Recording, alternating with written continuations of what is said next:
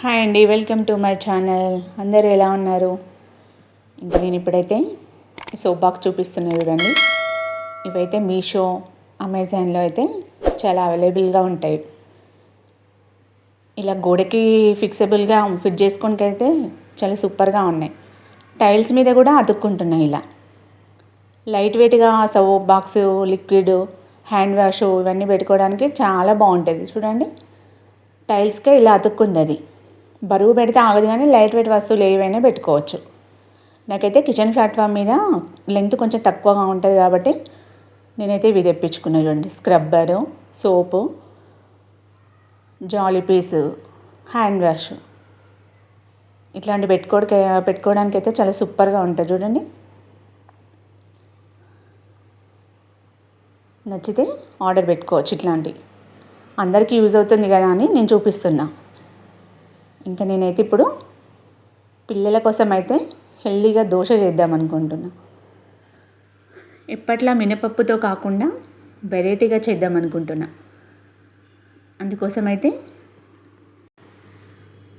Glass అలసందలు అంటాం కదా, అవి తీసుకున్న బొబ్బర్లు, ఒక గ్లాసు, చిన్న గ్లాసు ఎర్ర కందిపప్పు, ఒక చిన్న గ్లాసు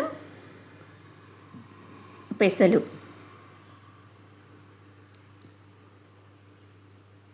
ఒక గ్లాసు శనగపప్పు.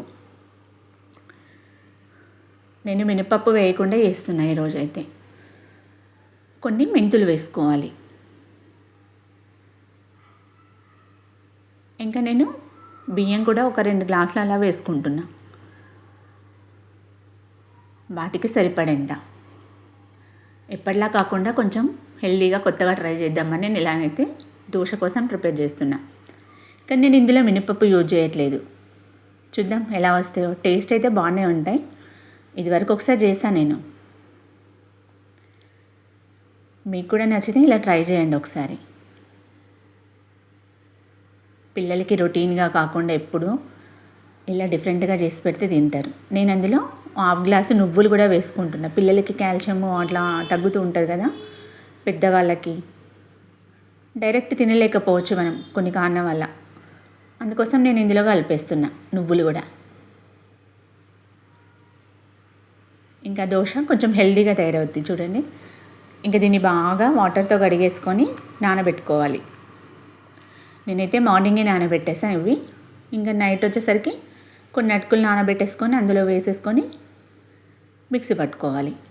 కొన్ని కొన్ని వేసుకుంటూ మిక్సీ పట్టేసుకొని ఇలా మెత్తగా పిండి పట్టేసుకోవాలి.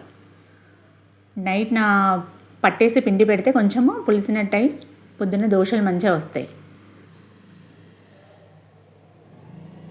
ఇంకొక వాయి పట్టేశాక కొంచెం రెండో వాయిలో 2-3 పచ్చిమిర్చి, అల్లము, జీలకర్ర అవి వేసి మళ్ళీ కొంచెం గ్రైండ్ చేసుకోవాలి.